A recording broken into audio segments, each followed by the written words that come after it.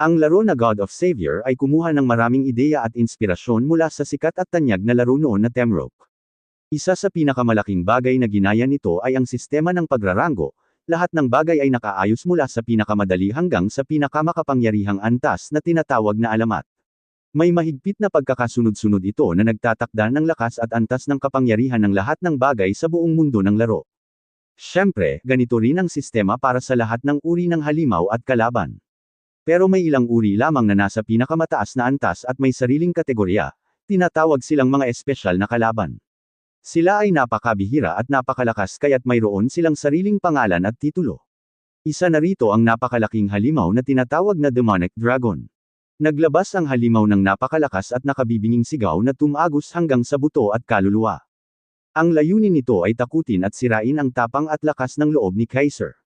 Agad na nagbigay ng babala ang sistema sa kanya, naramdaman niya ang sobrang bigat at presensya na galing sa halimaw na kabilang sa pinakamakapangyarihan.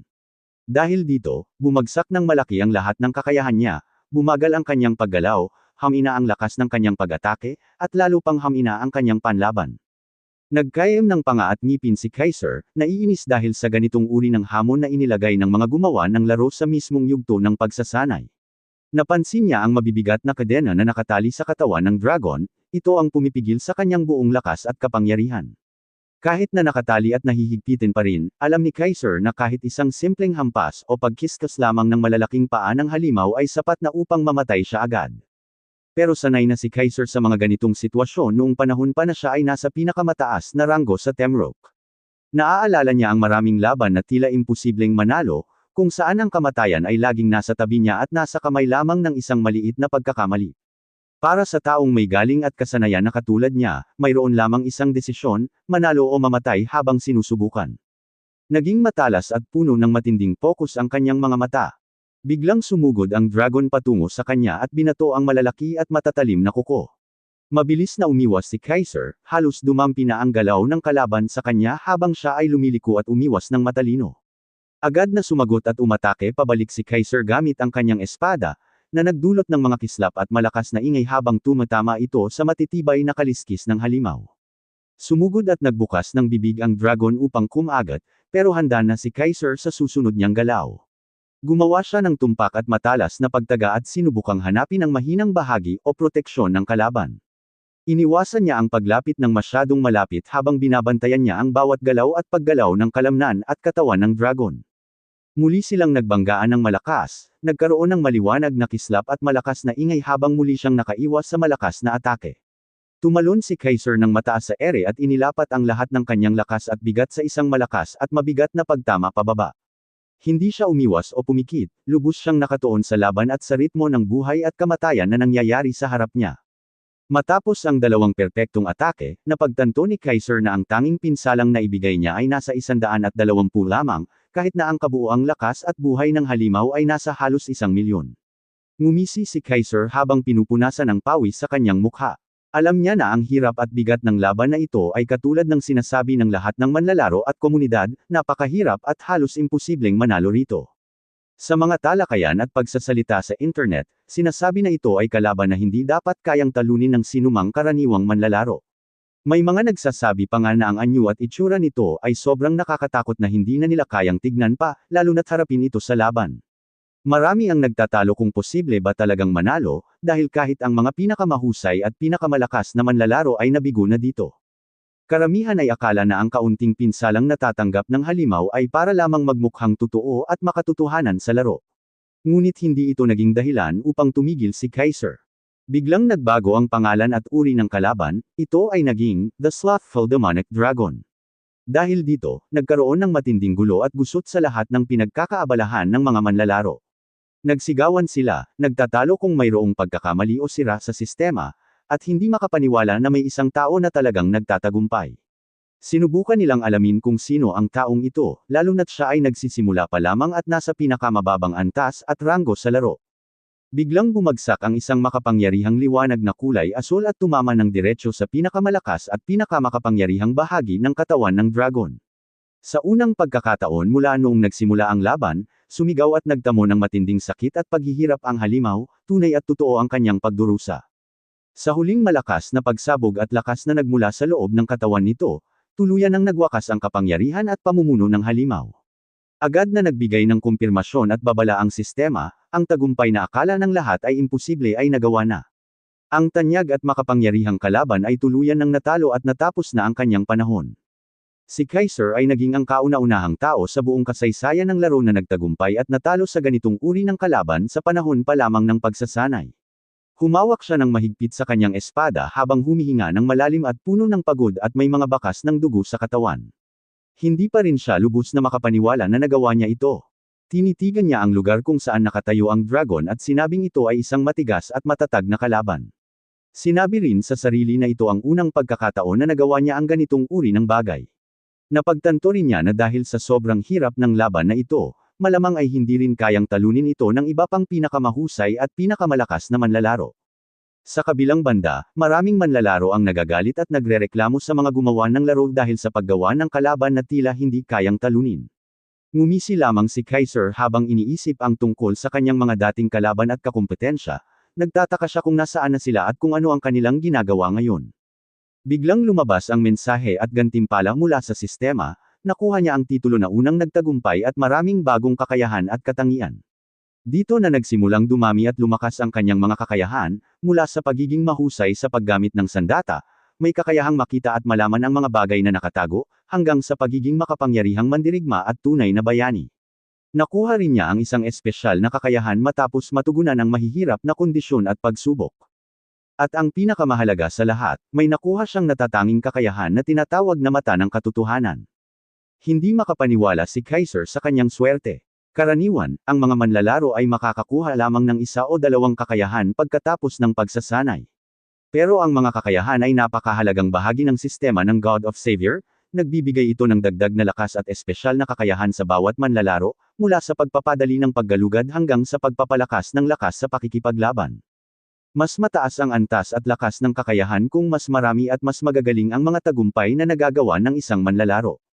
Tiningnan ni Kaiser ang lahat ng kanyang nakuha, mula sa kakayahang malaman ang lokasyon ng mga bagay hanggang sa pagiging hindi apektado ng anumang masamang epekto o sakit. Ngunit ang isa na talagang interesado sa kanya ay ang mata ng katotohanan. Ito ay isang natatanging kakayahan na walang katulad, nagbibigay daan ito sa kanya upang makita ang mga bagay na nakatago, hindi nakikita ng iba, at ang mga katotohanang hindi malinaw sa iba. Ang ibang kakayahan na nakuha niya ay magaganda at makapangyarihan, pero marami pang ibang manlalaro ang maaaring magkaroon nito. Ngunit ang kakayahang ito ay kakaiba, iisa lamang ito sa buong mundo ng laro at walang sinuman ang mayroon nito. Dahil sa natatanging kakayahang ito at sa iba pang 5 kakayahan, naramdaman ni Kaiser na nakuha niya ang pinakamagandang bagay na maaaring makuha sa laro. Dagdag pa rito, ang titulo na unang nagtagumpay ay nagbibigay din ng malaking dagdag na lakas at pinsala sa lahat ng uri ng kalaban at makapangyarihang halimaw na haharapin niya. Tila nagliliwanag at kumikinang si Kaiser sa sarili niyang lakas at kakayahan. Hindi pa siya nakaranas ng ganitong magandang swerte sa buong buhay niya. Dahil dati, siya ang taong itinuturing na pinakahindi pinalad sa lahat, ngunit sa pagkakataong ito ay tila nagbago ang tadhana at nagbigay sa kanya ng lahat ng ito. Ngunit bigla niyang napansin na may isa pa ring tao sa loob ng silid. Si Charlie, ang pinuno ng mga kabalyero, ay nandoon pa rin, nakasandal sa kanyang espada at nahihingal ng malalim.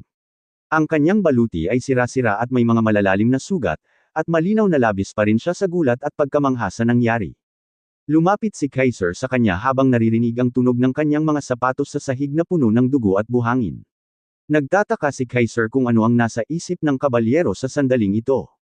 Tinanong siya ni Charlie kung totoo bang natalo at natapos na niya ang napakalakas at nakakatakot na halimaw na iyon. Hindi siya makapaniwala na kahit isang galos o sugat ay wala sa katawan ni Kaiser, kaya't tinanong niya kung sino talaga ito at saan siya galing. Sinubukan ni Kaiser na ipaliwanag ang lahat, ngunit pinigilan siya ni Charlie at sinabing hindi na mahalaga kung saan siya nanggaling o sino siya. Sinabi ng pinuno ng mga sundalo na ang mga tunay na bayani ay laging lumilitaw sa panahon ng kaguluhan at paghihirap. Tinitigan niya si Kaiser ng puno ng paghanga at lubos na paggalang.